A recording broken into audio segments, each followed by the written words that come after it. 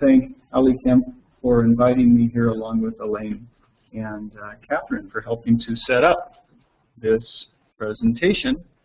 I work just a little ways away over at Parker and Isla. Feel free to come over and talk to me there or other colleagues in the Institute for Health Research at Kaiser Permanente. We frequently work with folks at the university here, and it's always a great pleasure to do so. So I'd welcome the conversation and interactions. Let's see. I'll do several things, as Elaine said. First, a little about definitions and background of this particular perspective. Secondly, a few concepts that I think are especially important based on empirical research over the past several decades in this line of study. Then three factors especially that we know are positively related to the adoption of innovations by various types of individuals and organizations. And then lastly, design considerations, some things that you may be able to do to heighten the likelihood that innovations or interventions that you've worked on or work on behalf of will diffuse.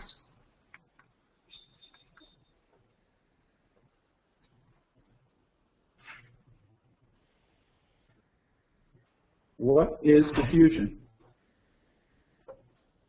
Several different components to diffusion. One, of course, is the sense of time. We always define diffusion as a process, partly because we've learned from our unrealistic expectations in the past that very often things don't spread very rapidly. So that's part of the evidence telling us that it oftentimes can take time, sometimes a decade, sometimes a couple of decades, sometimes longer than that, for innovations to spread among different types of adopters.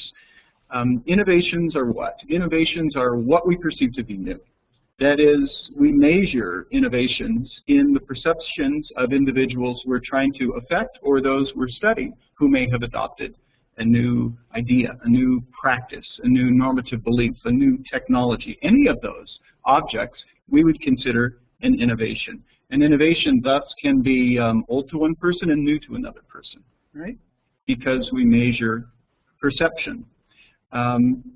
Diffusion occurs through certain channels, by which I mean the means by which you learn about a particular innovation, and then the means by which you may learn evaluative information about that innovation. So certain channels, specialty media, smartphones, interpersonal face-to-face communication, forms like this. The members of a social system. We're in diffusion almost always talking about a group of individuals or organizations who have adopted or may adopt a given innovation. And by system, of course, I mean a set of interacting parts. A system has structure to it. And oftentimes with diffusion research, we're trying to understand the structure of the social system, that is, a set of relations among a set of organizations or individuals. And that depends on whether we're conceptualizing individuals or organizations as the units of adoption. But the structure of that system in part can dictate to us how we can engage that system to affect diffusion. Diffusion, historically over time, is described by this heuristic, an S-shaped curve. That is, many studies exhibit this sort of general pattern. So here you have time along the x-axis and percent adoption or number of adopters along the y-axis. And this is a cumulative curve, right? So all adoption decisions at any prior point in time are added to each subsequent point in time that is graphed. And that's how you can construct this sort of a curve. A couple of familiar terms here in terms of early adopters and later adopters. We hear a lot about innovations being met with either positive or negative reception by quote-unquote early adopters, and we'll talk more about that today. What's key probably to this S-shaped curve is the difference over time in the slope of this adoption cumulative curve, and in particular, the special role of subsets of early adopters in helping to drive this curve upward or not. What's required to graph the diffusion curve? Several very basic things that whether you're doing diffusion research or other types of research would not be a surprise to any graduate student at the University of Colorado. For example, if you're going to try to study diffusion of an intervention or an innovation, one must be clear about just what the innovation of study is. Sounds simple, of course it's not in practice. I'm working on one biomedical intervention with decision makers in the Division of HIV and AIDS Prevention at the US CDC. And this is a refashioned prescriptive use of a pill to help people at very high risk of HIV not get HIV. So it's a pill taken prospectively, right? They're HIV negative potential adopters of this biomedical intervention, but of course the pill is one part of the package. There also are educational regimens, behavioral regimens, educational materials, a whole lot of components that are part of the intervention package concerning this one innovation. So clarity about just what constitutes the innovation in question is very important. Is it a protocol? Is it a technology? Is it a practice or a process in an organization? All of those can constitute a whole intervention or part of an intervention. There's a lot of differences among innovations. Some are very, very simple and quite discrete. Others are not at all. They can be quite messy and fluid. Some innovations are very well contained in a technological package. It's hard to reinvent an Apple iPhone. You can do lots of customization with that phone, but the technical components of the phone pretty much stay as they are. Lots of innovations have a simple shell to them like that. But probably, at least in my experience, and I say probably for you, the interventions of interest will not be so cleanly demarcated. Secondly, clarity about the unit of adoption. That is, the potential adopter or the actual adopter. Is it an individual? Is it a unit in an organization? Is it an organization like the University of Colorado? You need to define what is the unit of adoption to be able to measure diffusion. Clarity about the social system parameters, and especially clarity about the dependent variable of all the possible adopters for a given intervention over a period of time. That is, you can't construct an S-shaped curve or an other-shaped curve if you don't know the dependent potential number of adopters. The dependent, what do I want to say? The total number of possible adopters. So not so long ago, I worked with chemistry innovators with the National Science Foundation. They had a new way of helping chemistry students understand chemical concepts in college classrooms. They had 400 colleges in the United States using this new curriculum. So it's an educational curricular innovation, right? It is a curriculum. And it's a process of engaging students, not too dissimilar for many of you, social constructivist based.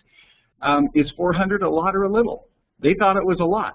I thought it was a lot until we realized the total number of potential adopting campuses was 22,000 in this country. Then all of a sudden 400 sounded like a small number. Might not be a bad number, but where does it place you in terms of an S-shaped curve? That's sort of the question if you're going to study diffusion. Then you have to know the time of adoption for each adopting unit. When in time do they adopt? Which of course requires you to also define what constitutes adoption. Is it purchase? Is it signing a license agreement? Is it downloading something from a website? We have to make a decision about what constitutes adoption, and then we have to know when in time the individual or organization or unit made that decision or made that commitment in order to graph diffusion. A little bit of history. Diffusion research has a long background.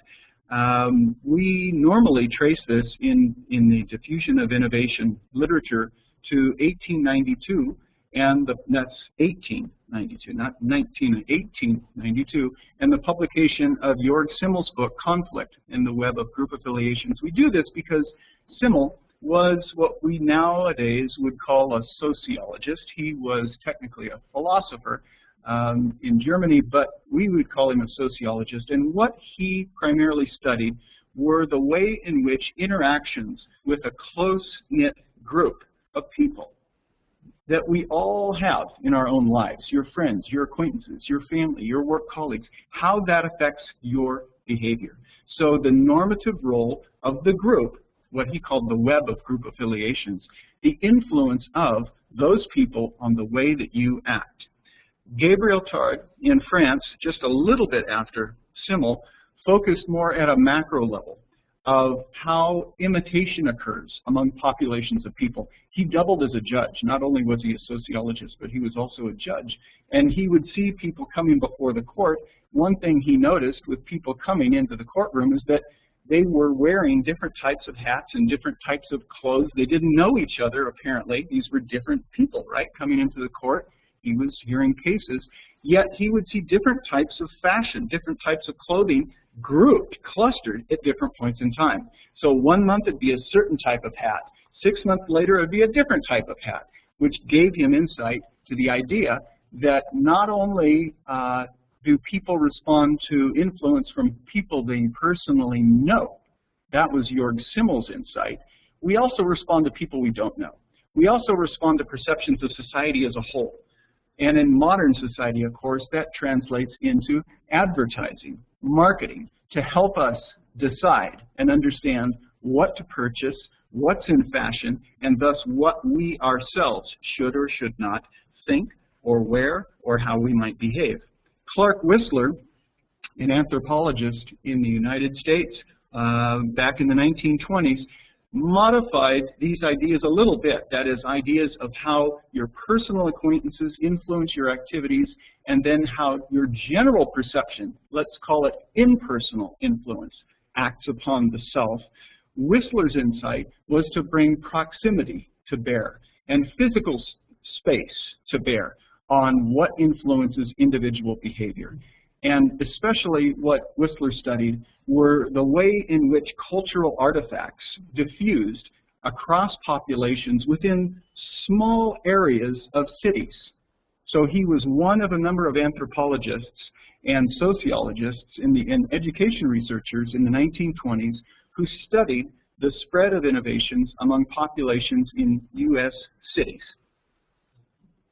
So you have the role of personal influence on an individual's adoption of an innovation, the people they actually know. You have the role of impersonal influence, the way that we're influenced by people we don't know.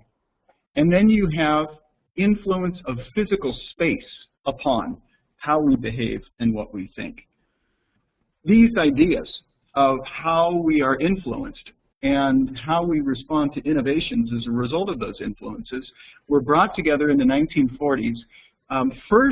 Really the first empirical study by two rural sociologists.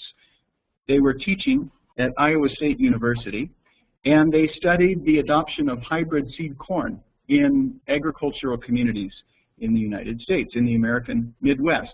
The key academic department in this history of beginning the study of what they were starting to call the diffusion of innovations was Iowa State, the Iowa State University Department of Rural Soc, and their close affiliation with the Cooperative Extension Service in the state of Iowa for them. The sociologists, the rural sociologists in this department did a lot of outreach activities with the Cooperative Extension Service. So we've gone back and looked at some of their old file folders, old mimeographs, that some faculty at Iowa State still have about the things they used to do in the 1950s and 60s. And in one 4-year span, the faculty of this one unit gave over 660 talks about the process of diffusion, which they did on large 18-foot-long felt boards, moving little felt caricatures of people and words around so that they could demonstrate to groups like ours here the process of diffusion. Really not very different than this presentation in some ways. Everett Rogers, who Elaine mentioned, was the main figure in this historical study of diffusion in synthesizing literature about diffusion from different disciplinary fields and specialties. So the key contribution of Rogers, aside from doing a lot of studies of diffusion of his own, is that he brought together findings from education, from psychology, from marketing, from agriculture, from sociology, etc., and argued on behalf of a generalized process. His primary influence at this time, when he was a young assistant professor, that's an older picture of him. When he was a young assistant professor, his primary influence was the great sociologist Robert K. Merton. And Merton had argued throughout his career for the importance of theories of the middle range. So not theorizing on a grand scale, many theories of which can be untestable, but theorizing on a more modest level that would enable the testing of the theory through the stating of hypotheses. And that's the way Rogers conceptualized generalizing concepts about the diffusion of innovations through research like this. So here you have a somewhat cartoonish look of the adoption of hybrid seed corn among farmers in one little tiny community of Carroll, Iowa. So this is data collected, these are data collected by a graduate student whose name you might know. How did he collect them? He went door to door with a survey, paper and pencil, and asked farmers, when did you first adopt hybrid corn seed, if you have, and who did you talk to prior to making that decision to plant this new kind of seed in your fields? And they answered those questions. So the grid here, these are country miles in the community. The position of the farmers are the positions of their farms in the grid. And we have dates that are hard to read, but I'll help in that. And they suggest that diffusion occurred in this one community. That is, the farmers tried hybrid seed corn. They did so. It took years. It took about 6 years for that to happen, even just among this small number of farmers. But it didn't happen randomly, nor did it happen all at once. It took about 6 years. You have what we frequently have in diffusion, an outsider who introduces an idea into a social system, right? So this is the system of relationships that you can kind of see here by these arrows. These are arrows in response to the graduate student's question about who did you talk to prior to adopting hybrid seed corn. And you're seeing the answers grabbed here. So the agricultural scientist at Iowa State College of Agriculture develops hybrid seed corn. One farmer, here, farmer number 1, in 1948, thinks, this is a very cool idea. I'm going to try this. I'm going to plant this and see if it really works, right? Does it produce higher yields of corn? So he does in 1948. Does that lead to diffusion right away? It does. What it leads to is one second farmer paying attention to what this sort of outlying farmer has done. So you have one farmer try. We would call him an innovator in diffusion language parlance. And we have a second farmer who we would call an informal opinion leader, subsequently decided to try 2 years later, in 1950, the planting of hybrid seed corn. And then, as you can infer, based on his growing of the corn on this plot of land, lots of farmers then decide, you know, I'm going to plant that too. So the simple lesson from this small community diagram is that one person has very little influence, this individual, and it matters exactly who he does. He's very eager to try innovation. And we find this as a general trait of innovators in social system after social system that we study. They like to try. They like to innovate. They think it's fun. They think it's cool. But they don't have much influence among their near peers and their peers. What it takes for diffusion to occur in this sort of diffusion process is for someone with more influence to then decide that crazy guy's got a pretty good idea. This is also the reason why diffusion typically does not occur. The crazy guy tries an innovation, and the person with influence decides, you know what, it's not the right time, or it's too expensive, or it's a silly idea, or fill in the blank. So what? Key elements. In the way that Ev Rogers conceptualized the study of diffusion, there are several key elements. An innovation, like hybrid seed corn. It has certain attributes. like cost or simplicity or how easy, it is to use, how well it works. It has certain attributes. You could call them characteristics. You have a social system. You have a farming community, for example, in Carroll, Iowa there. It had a social structure. All the graduate student learned on their porch with paper and pencil was a snapshot of that social structure by the asking of the questions that the social structure already existed, right? He just didn't know what it was. So the question for diffusion researchers who want to move into an intervention stage, in part, is not only to create an intervention that has positive attributes or characteristics, low cost, low complexity, high advantage compared to alternatives, but also to understand who the key individuals are in whatever kind of social system you're trying to affect, and then to act on that knowledge. Time plays a role. Perceptions are key. Perceptions are largely cued off those attributes, like cost, like relative advantage. Channels of communication matter.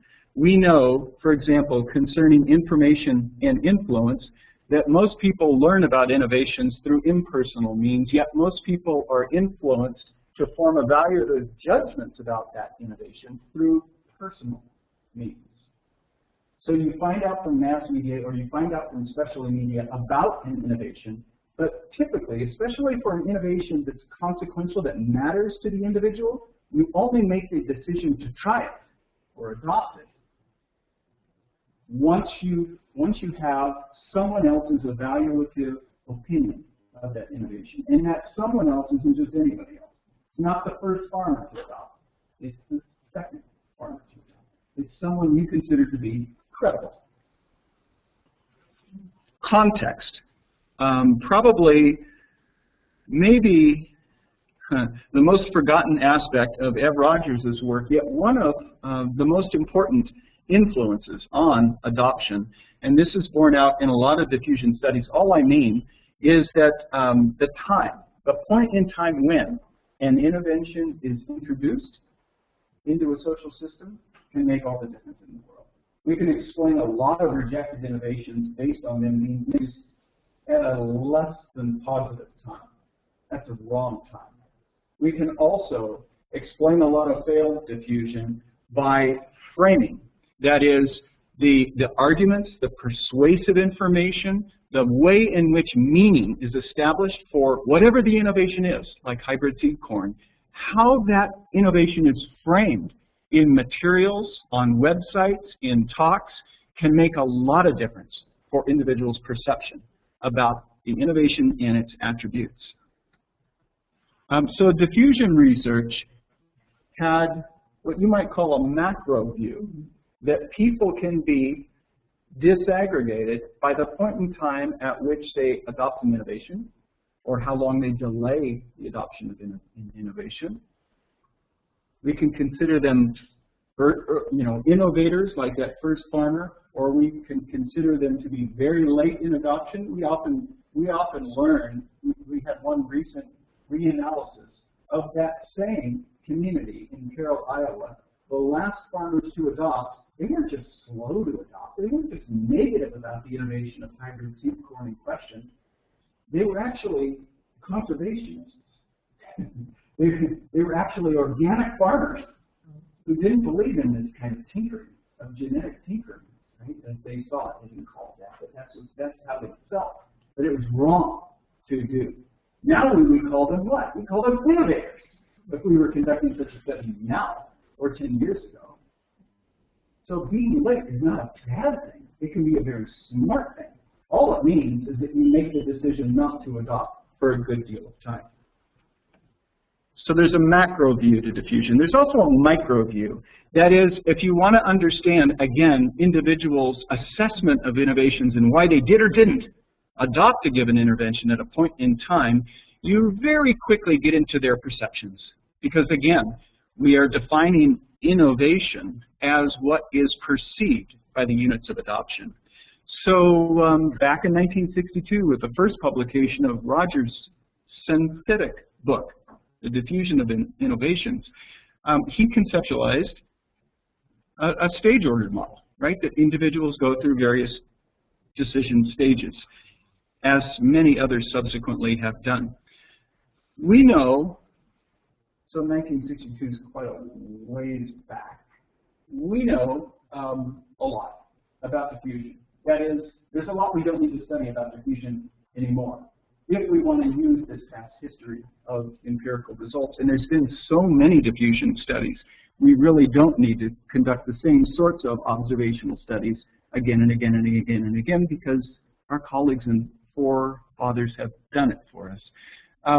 Innovation attributes, how individuals think about an innovation, is key to their perception and thus their decision to adopt or not. Social influence, what they think others think about the innovation in question, right? The majority of farmers in a community wait until the person they consider to be most credible forms a decision and acts one way or the other before they do. They use that person. The majority of potential adopters in the kinds of social systems, whether it's in a healthcare delivery system or a public health system, typically they'll use people they perceive to be credible, again, who we call informal opinion leaders. They'll use those individuals as heuristics so that I personally don't have to evaluate the worth of the innovation. I can rely on Elaine to do it because I think she really knows the subject matter and I trust her judgment. The two aspects of credibility. And then timing and framing of the introduction of the innovation. These three factors together typically explain diffusion or lack thereof. Concerning innovation attributes, there are a set of 6 that are usually found to be important in assessments. When we ask individuals, what did you think about the innovation in question? Why didn't you adopt this innovation? Or why did you adopt this innovation? Typically they'll answer in terms of these 6 attributes. And usually the 3 that are most important are cost, the complexity or simplicity, the perceived complexity or simplicity of the innovation, and then its compatibility. How well does it fit with the way I currently do things? An especially important attribute if the people you're studying as adopters work in organizations. This is a way of saying that what researchers typically emphasize, which is evidence of effectiveness, is only part of the question for most of us when we're considering adoption of an innovation. And oftentimes it's not perceived as important by the majority of adopters, as is compatibility and cost and simplicity of the innovation. Those 3 typically explain more variance than does how well it works, how well it achieves its stated purpose. Second factor of social influence, that people are connected in a social system, like a healthcare delivery system, like a public health system. We see results like these through social network analysis, data collection, very, very commonly. That is, that there is a structure to communities, to social systems. As long as people are in communication with each other, we can find influence patterns like this rather predictably. So this is just like the Carroll, Iowa farming community, right? This is a Denver middle school. I think it's a middle school. It's a Denver school. We collected data from 8 little schools in Denver about 3 or 4 years ago to try to understand advice-seeking behavior related to health education curricula. So we just administered a survey in the schools asking teachers, who would you go, if you were going to adopt a health education curricula, who would you ask for advice? We didn't say in your school. We didn't really give them any guidance other than to ask them the identity of who would they go to ask for opinion.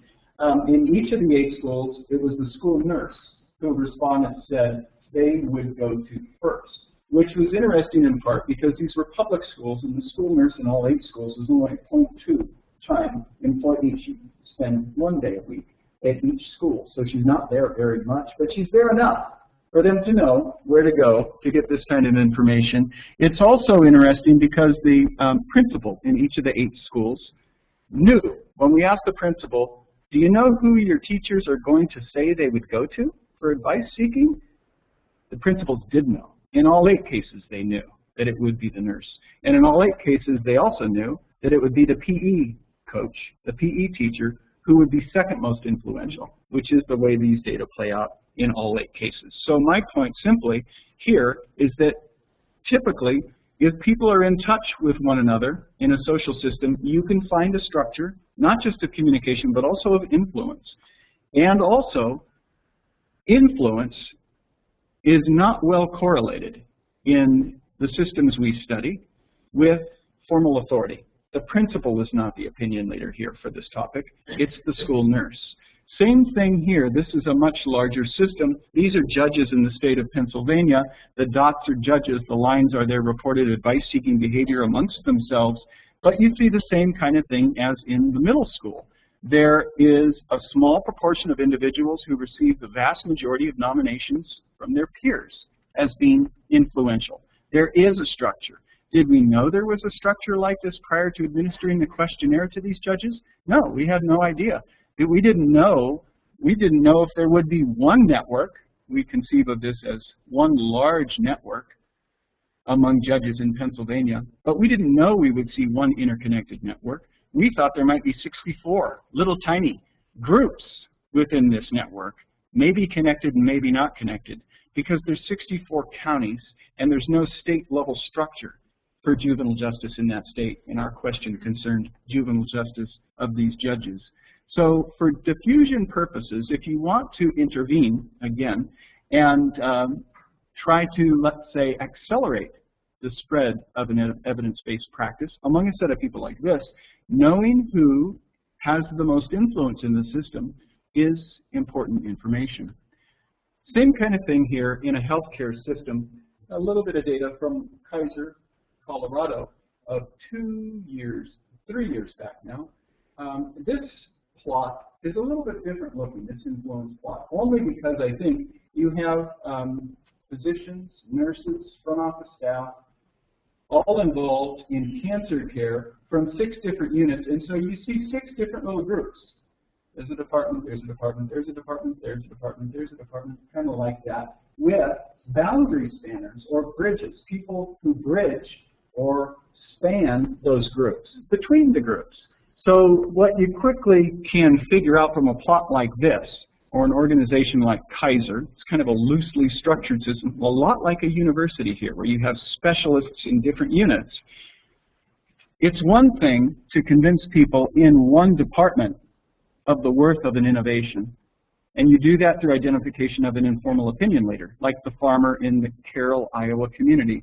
It's another thing to spread the innovation between groups, because it is not at all a given that somebody, that a group in anthropology, a department of anthropology, is going to perceive, let's say, a curricular innovation as relevant if it's coming from a department of education, or a department of general surgery perceiving that the innovation is relevant if it's coming from a department of oncology. They will perceive, as they often do, that we didn't do it. It's not invented here, so I don't think it's probably relevant to our work.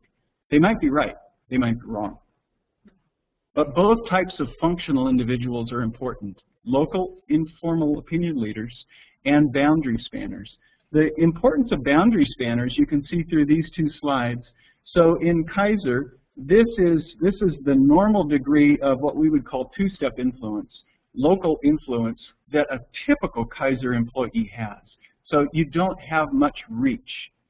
That is, most people, somebody like me, doesn't have much reach in the organization that they work in, but certain individuals have a lot of reach, still just 2 steps out. Especially the case for individuals who span, who are boundary spanners. They tie groups together. So if you know who these sorts of individuals are, you can spread an evidence-based practice, or at least consideration thereof, across different sorts of units in the organization. Lastly, timing and framing.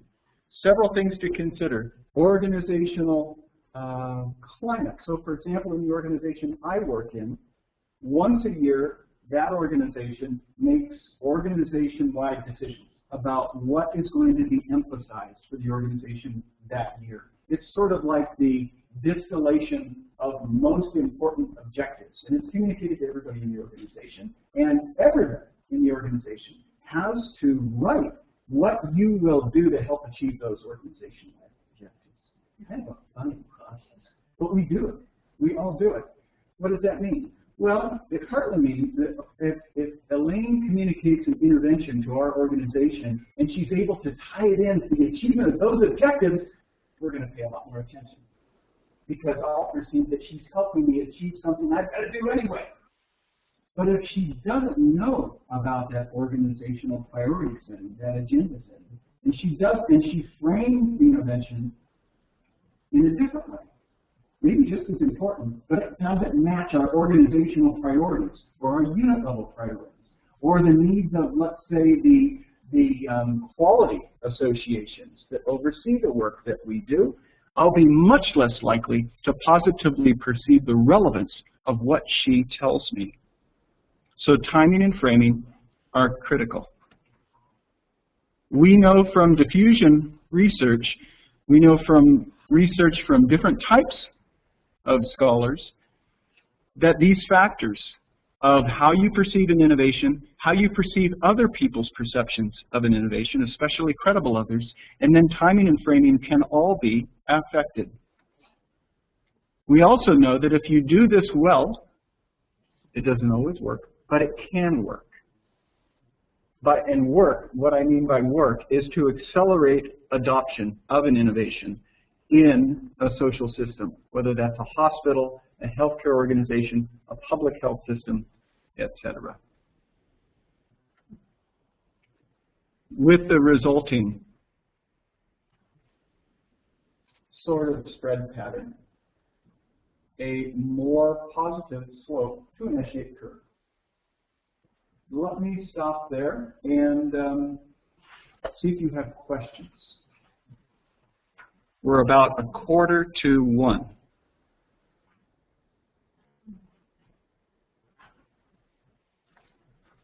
Questions? Comments? I talked a lot. Clarifications? Corrections? Yes? An example of how you would try to capture some of the boundary centers, or if you were to do like a network analysis and have all the partners kind of read each other and their roles or functions, what's the function that would allow someone, they're not going to know I'm down the boundary center, but maybe there's a way to get it. I'm just curious what language might be or. It's a really good question. I've never asked such question. I don't know. I'm sure you could probably phrase question wording that would get at that function. I have no doubt about it. I think people who play that role often do have a sense that they play that role. But that doesn't answer your question. You can see exactly who boundary spanners are in a social system based on questions if you ask them about advice seeking for a certain kind of topic. One thing to note about data like those is that if you change the referent in the question, right, you're going to get different answers. By which I mean we don't always go to the same people for different kinds of advice. So within the same set of 200 people, you'll have different patterns of advice seeking. We did one little test study in the last university I taught at. We did this because we had a young woman who was a member of a sorority on campus as a part of our research team, and we needed a place to pilot test the questionnaire. She said she'd do it in the sorority, and so we asked two kinds of questions. Who do you go to for dating advice? Who do you go to for homework advice? 100 young women, same number, vastly different advice-seeking networks within the sorority. But you will see boundary spanners as a result of asking about influence. Especially you'll see them if you have a degree of disaggregation in the social network data, like the last network map I showed you of a slice of structure in Kaiser Permanente in cancer care. In that sociogram, you have groups within the overall network. And thus, you then have the opportunity to see people who tie together the groups. The sociogram of the judges in Pennsylvania or the school in Denver there were no groups that are obvious. The network is one big group. So there's, in definitional terms, nothing to span. You've got to have groups in order to see who ties groups together, if anyone. These types of data are also pretty cool because you can use them prospectively to try to affect the structure of a network. So there are some individuals who use data like these in a very formative sense to say, okay, we have these two units, they're not tied together, but they really ought to know each other, right? So then you can directly intervene and seed, oh, well, we can create meetings, opportunities to get to know each other with individuals from Group A and Group B with the hope that a relationship forms and persists. Allie? Sort of in a related way, a lot of us do research that we want to be implemented broadly, and that the issue is often who are you trying to diffuse to? There's always multiple layers. You're trying to diffuse to practitioners, for example, or you're trying to diffuse to populations and communities. Mm-hmm. And there's increasing realization that implementation really should be highly collaborative, and we should be considering all those levels. Is there some, from where you said, if you want to broadly implement something to a community, there are these multiple layers. How do you conceptualize or start with that? Yeah, it's a great question. It's a very difficult problem because you do have those nested levels of potential adopters. And of course, you can conceptualize each of those functionally different systems as potential adopters. So in answer to your question, I guess I'm always looking for efficiency. I think that the use of diffusion concepts really is about efficiency. And what I mean is that if you think of an internal validity test to test whether a particular intervention produces a desired effect, if you think of that as an efficacy test, and you think of an external validity test as an effectiveness test, does it work under real world conditions or something close to real world, where we don't control all the contextual variables? So you have an efficacy test, maybe warranting an effectiveness test. In my mind, a diffusion intervention is really about efficiency. It's an efficiency test, by which I mean, how can you identify the right, how can you do as little as possible, since we never have any money to do this stuff, how can you do as little as possible to achieve the maximum effect? And to do that, that means I don't have the time. That means I can't employ the people to go out and intervene with every individual in a community, right? I don't have that budget. I almost never have that budget. So what do I need to do? I need to both rely on intermediaries who serve those populations at risk or in need, and I'm going to do everything I can to try to figure out who's perceived as most credible within those intermediary populations. Because, even while I don't have the budget to communicate with all the people at risk in a given community, I don't even have the budget to communicate with all the intermediaries who reach those people. No, I don't want to do that. I want to be more efficient, which means I want to get an idea of the social structure relationships among the intermediaries. If I can affect the intermediaries, I'll trust to them to do their job. If I can get them to believe in whatever the intervention is, the innovation in question, I'll rely on them to communicate it and enroll patients or enroll residents in the intervention itself. So we don't always operate on that premise, but that's always the way I try to default to, because it makes my work most efficient. And I think that's really the only promise of this history of research, aside from understanding, the process of diffusion. I think the real benefit is that it provides a way to get other people to do part of the work of intervention through the already existing pathways they have established among themselves and their peers and their peers. So the short answer, instead of the long answer, is I go towards intermediaries first, and not the populations they serve, if I can. Yes?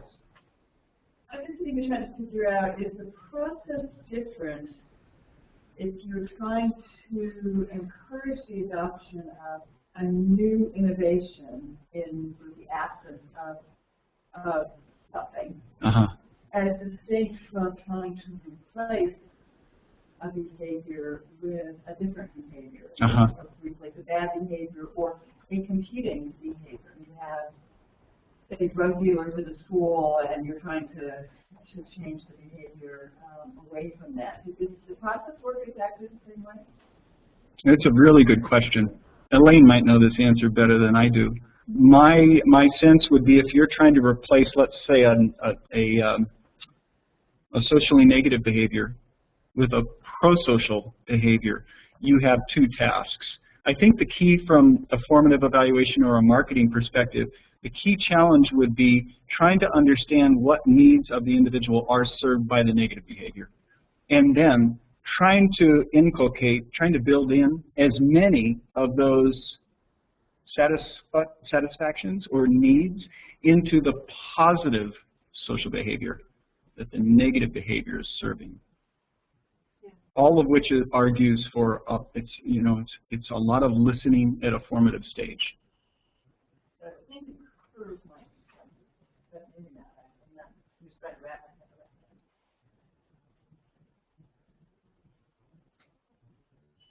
that. It might be slower. And not going to be faster. I don't think. I don't know. Yeah, I guess are the early adopters of bad behavior often going to be early adopters of the replacement behavior, or do they somehow or other, the late adopters of the bad behavior become the early adopters of the positive behavior? I mean, I don't know. In the organization that I work in, leadership in our organization, the formal hierarchy, is always trying to encourage change and they're almost always unsuccessful. And part of the reason I think they're unsuccessful is they don't recognize that the people who thwart their well-intended change efforts are the same people who occasionally get behind a change effort and help it diffuse throughout the organization. So it's not so much that there are certain people who are constantly naysayers and negative about innovations, and then others who are always positive. It's rather that people of influence see their role as protecting that system. And it's an informally defined role. No one's defined them in this position of being a gatekeeper and someone who guards the welfare of whatever that social system is, the city of Aurora, Kaiser Permanente. No one has elected them to that position. It's an informal function they play based on the credibility that others award to them. So, and part of what you can do also with network analysis is, of course, to map positive and negative opinion of a particular innovation among individuals in a healthcare system or whatever kind of system it is, so that you know who's already on board and who's not on board, where they sit and who they're tied to in the organization. We're doing that next week and part of our organization. We're probably close to time, but we still have a little time. Yes? Maybe tangentially related to that question. What does this really say about forces of repulsion between organizations? That we're drawing together stakeholders with neonatal health. And if USAID takes leadership position tied to the boundary scanner, sometimes that pushes other organizations away. How does that work? It's an excellent question. Again, I'm not sure I know the answer. Your question makes me remember, though, something I didn't mention here, that the social status of a potential adopter or an actual adopter, it always travels with the innovation when they reject or adopt the innovation. So part of the basis of me deciding to try something new is tied to my perception of the status, the credibility of someone else who's already adopted or someone else who's already rejected the innovation, which is a convoluted way of saying that the social identity of the early adopting units is critically important to the survival of the innovation in question. I'm still not quite answering your question. I think the best answer would be to have a formative understanding of the perception, you know, for whoever your relative potential adopters are, whoever that denominator is of all the potential adopters of a given innovation, all those organizations, let's say in kind of a USAID sphere, you'd want to know what organizational leaders perceive about each other's organizations, to then make the decision which are the best organizations to seed this intervention with. It has nothing to do with the innovation. It has everything to do with the social status of those early adopting units. What we see, a lot of what we see in diffusion studies, of observational studies of diffusion, is that, well, it's like the little diagram of Carroll, Iowa back in the 1950s. You see one kind of crazy adopting unit try it early because he thinks it's cool or whatever the reason is. But you get a unit who the majority of other units do not perceive as credible, adopting early, which automatically drives down the rate of diffusion among all the other units. Again, it's not a reflection of the innovation, but they come to see it as something that's really, you know, better wait and see on this because you know who's doing it. So I guess that's my best answer for what it's worth. Another question? Any other question? Yes. Well, I think it's really interesting with the doing analysis, so this provide adoption and choosing based on credibility for the learning method. The context that you refer to there when you have something with readiness. So you might have this, you know, ongoing process of where to adopt to the ability, well, the ready and the outcome of what it, you know, how well it is.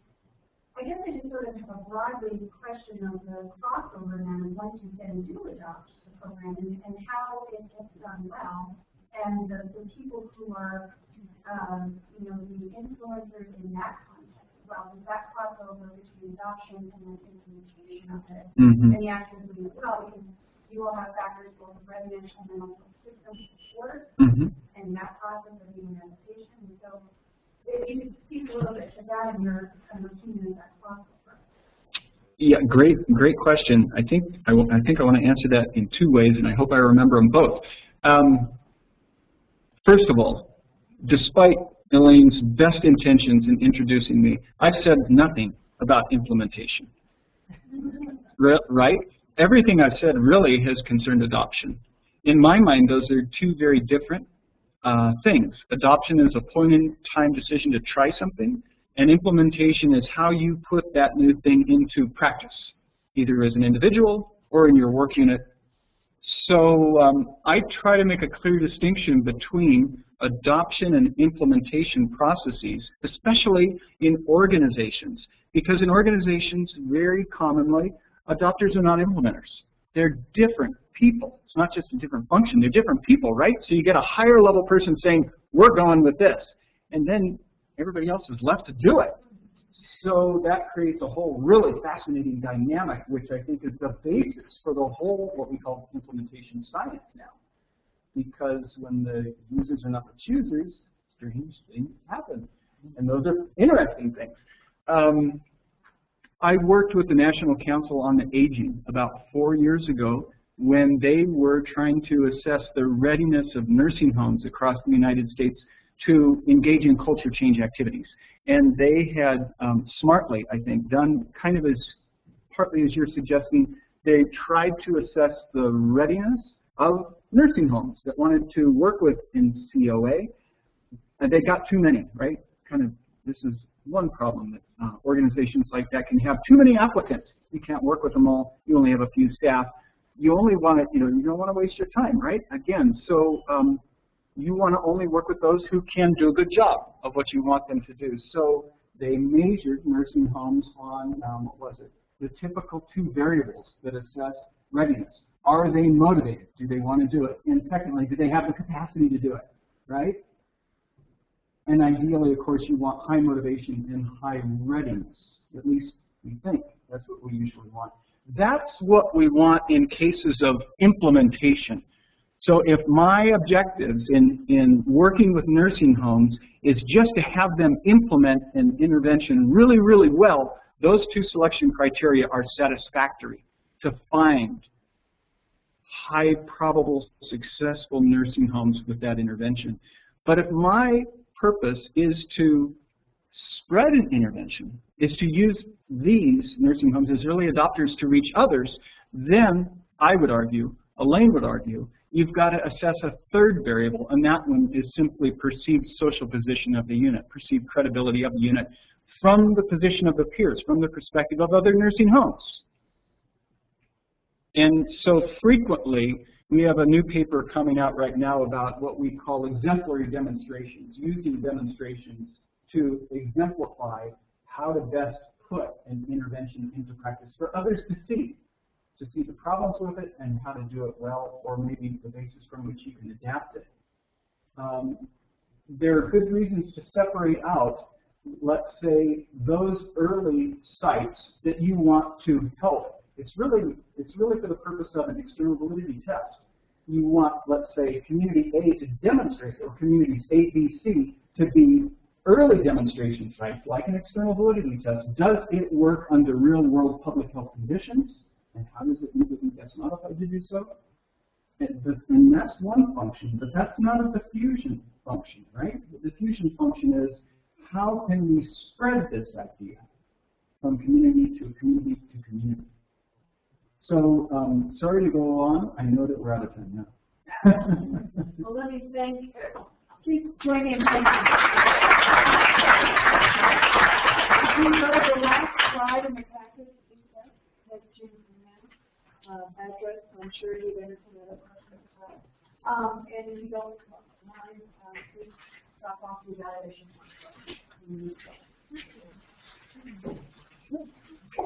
Great. Thank you. Thank you so much.